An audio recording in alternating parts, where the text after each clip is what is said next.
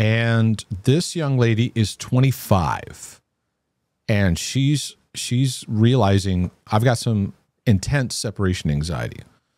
I know you've already answered many questions about general anxiety, but I haven't seen this one on separation anxiety yet, especially with my parents. Forgive me if you've already answered this one. I'm having a hard time finding proper advice for treating or getting through it without taking meds. So I hope you can help me. It is a modern mindset of that. If you have any anxiety, any depression, the first thought is I need to go on medication. It's just kind of where everybody's at. And so we don't realize there's so much that we can learn and grow in. We kind of just go to that. But this is actually a very big issue that I'm seeing in the 20-somethings. I'm doing a lot of talking about equipping our 20-something-year-olds to get equipped in their adult life, in their adult world, to move away, to move out of mom and dad's house, to get on with your life, to move on. I needed that. It wasn't, many of you know, it wasn't until I sat in a counselor's office, he looked at me and goes, you should probably move out of your parents' house. Hadn't even dawned on me. It just shows you where I'm at. So there's hope for you. But you got some work to do. I've been doing a lot of talking and equipping. Speaking of stretching the membrane, of stretching that capacity, because there's definitely some things that have gone on where we've swung in the other direction. We recognize brokenness, pain, trauma, and all this stuff that generations before went through. But then in our parenting, we swung the other way, and it didn't necessarily establish resilience in our children. No judgment, no condemnation, because we have these swings that go on. We're learning, just keep learning. So a big part of that is affecting those in the 20s category, and they're recognizing it. That hey, I'm needing some more tenacity. So you said I'm a 25-year-old female, and for my whole life I was homeschooled. Now, being homeschooled doesn't necessarily mean that's a big part of the problem, but however, within that, what's the culture at the home in homeschooling? Because there can be a bubble world that develops and not a sense of like, okay, we got to put this into application. I encourage all homeschoolers. I admire what you do. We've done it ourselves, but you have to be creative in finding ways to stretch your kids' muscles relationally, interaction-wise, for preparing them for their living as adults, as overcomers. So you say I was extroverted and had friends as a kid. But when I hit the teen years, this is an interesting statement you said. Everyone disappeared from my life and I ended up living alone with my parents for a few years and barely any outside contact. So the questions I would ask is, the barely outside contact, was that your parents reinforcing that? Were they very like, just stay here, stay here, stay here, the world? Did your parents communicate the world is dangerous? You know, many of you can ask yourselves that. Did your parents communicate to you the world is dangerous? And that was a heavy prevailing mindset. We just have to be aware of that. We have to be aware as parents of what's the message we're conveying about what we're releasing them into, right? And I would also want to ask, what, everyone disappeared from your life. So what happened there? Because then that's now affecting your heart. That's affecting you in how you feel about yourself. And those were areas, if I was sitting down with you, I'd have some discussion around how did that affect you? Because that's kind of like it can just kind of cave everything in. I just had 2 internet friends and 1 best friend who lived right down the road. Now, the best friend who lived down the road is great. 2 internet friends, I do throw flags on that, by the way, in the sense of like, you know, internet friends. You know what I mean? You know, yeah. People say internet friends. It's like, I mean, we're moving into AI where there'll be a person there and there's no one there. It's just a computer. But anyway, people posing as things, something like that. It's just, sorry, that's my parental flag thing going on here. But I'm not saying that that's the case. But if you have 1 best friend, that's awesome, by the way. So don't feel that in order for you to have friends, you need a crowd of people. 1 really great friend, 1 decent friend is awesome.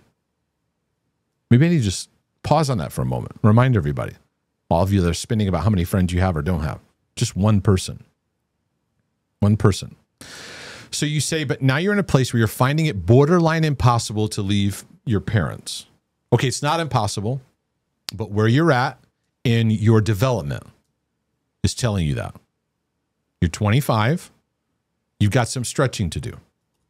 So we can look at where you're at and we can condemn you, beat you up, what's the matter with you? And there's some, I see a lot of that online and I'm like, this doesn't help. It doesn't help younger generations. Like we need to find ways to empower them.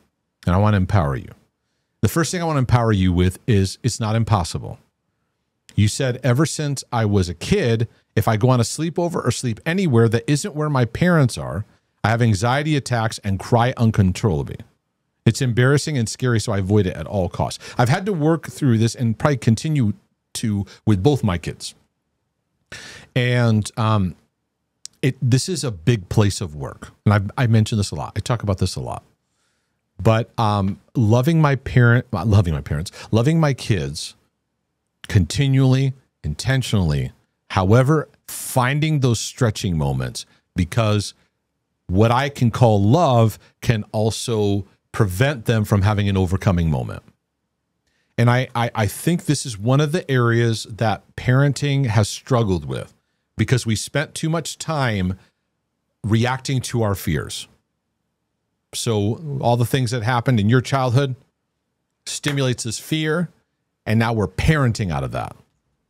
And parenting is a real signal to work on those issues in our heart, to release our children to the Lord, to trust God, but to also find ways to stretch. So you're 25, living with your parents. I don't get the impression your parents stretched you. So you're going to have to, in love, find opportunities for you to stretch yourself. Now, step one is not moving out of your parents' house. That's not step one. It's going to be there. Step one is you finding what's the next logical step in me stretching my relational muscles, right? Because picking up on this anxiety you at sleepovers or stuff like that, your parents need to pick up on that and go, okay, hey, no big deal. We love you. It's all right. We had to come get you in the middle of the night, pick you up or whatever, kind of things. But then it's like, okay, we can't keep feeding this. We need to give you opportunities where you're in settings where you're not with us, where you enjoy it. You feel your independence. You connect to that, right? And otherwise, their fears are going to way infect their parenting. So, so you're going to need to have opportunities where you're stretching yourself. Some people I talk to, like I said, they don't even get out of the house. I'm like, you need to get out of the house. You need to go to the store and on your own. Well, I don't have a car. Okay, you're going to walk. Can you have somewhere you can walk to? Well, we'll go into the store. That's just too much. Okay, you're going to walk to the corner and you're going to wave at the neighbor and say hello. You know what I mean? Right? This is where recognizing where we're not developed.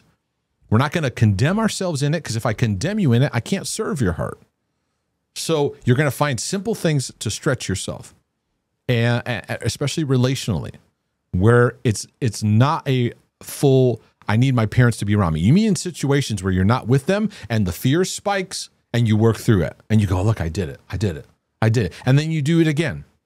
Now, in our upbringing, Melissa and I had so many times where our parents weren't around, and I'm not sure they knew where we were, sure what was going on with us, right? There was so much neglect that but we had a lot of practice in survival. I was telling a story the other day where I was in my young teens and I was taking a city bus by myself. Mm-hmm. I would never let my kids go on a city bus at their age. And I was reflecting on, I took a bus from Hartford, Connecticut to downtown Hartford, and then transferred.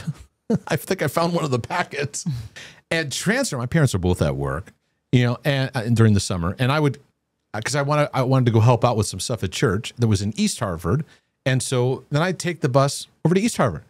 No one at the church was like, "Hey, how did you get here?" Right.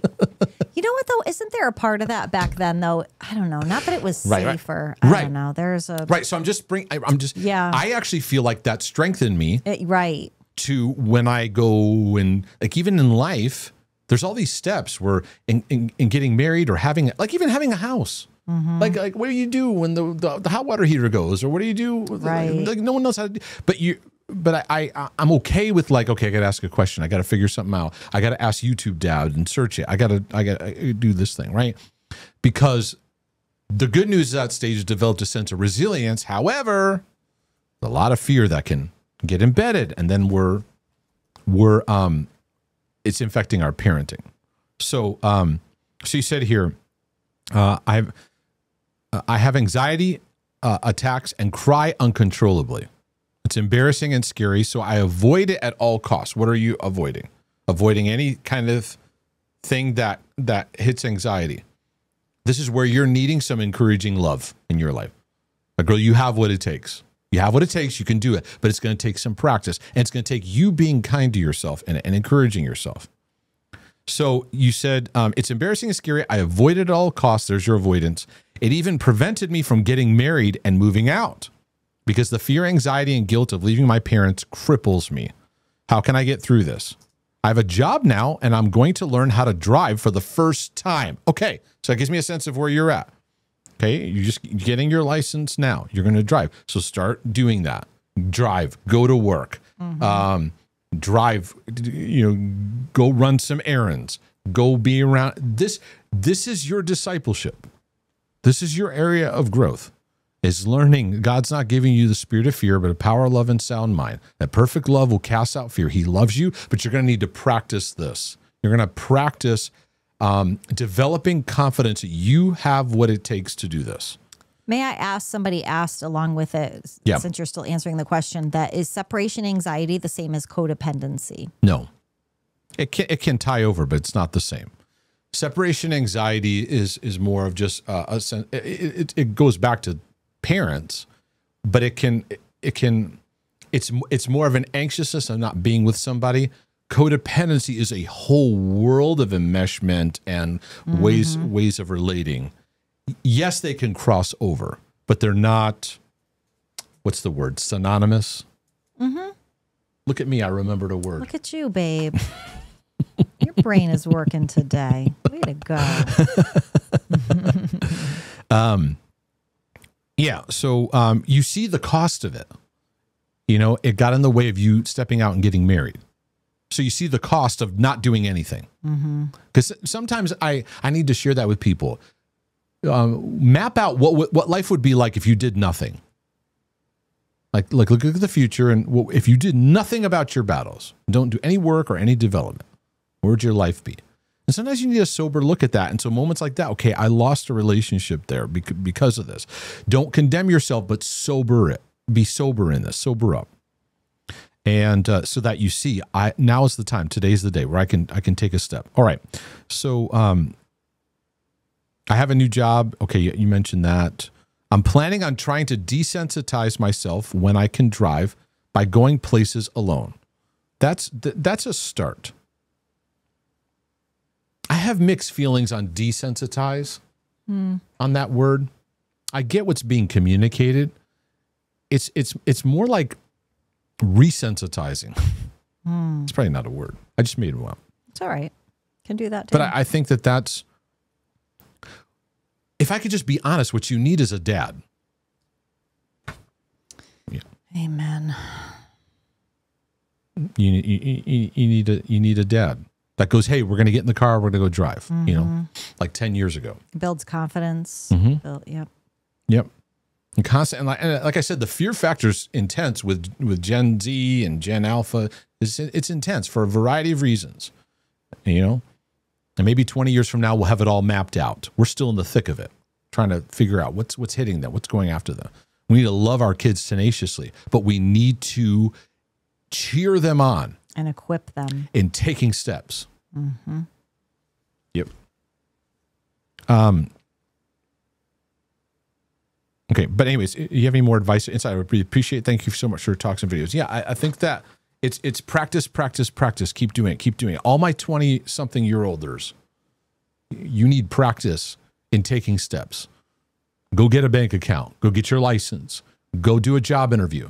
Go have a conversation. Talk to the person behind the deli counter. How you doing today? How's your week going? Have shallow conversations. Doesn't have to all to be deep. have just low-level conversations. This is when I first started seeing this show up it was in my pastoring. I had a young lady Melissa and I were meeting with, and I'd have to do this thing where I said, okay, this is what we're going to do. I want you to leave the room and come back in. We're going to have a practice conversation. Mm-hmm. That's a true statement. Yeah. She came in. I said, hey, how you doing? My name's Mark. And we practiced. And this is where I saw firsthand, this is what we're needing. We need like practice. We need opportunities. You just keep stretching, keep stretching, keep stretching. Can't emphasize this enough.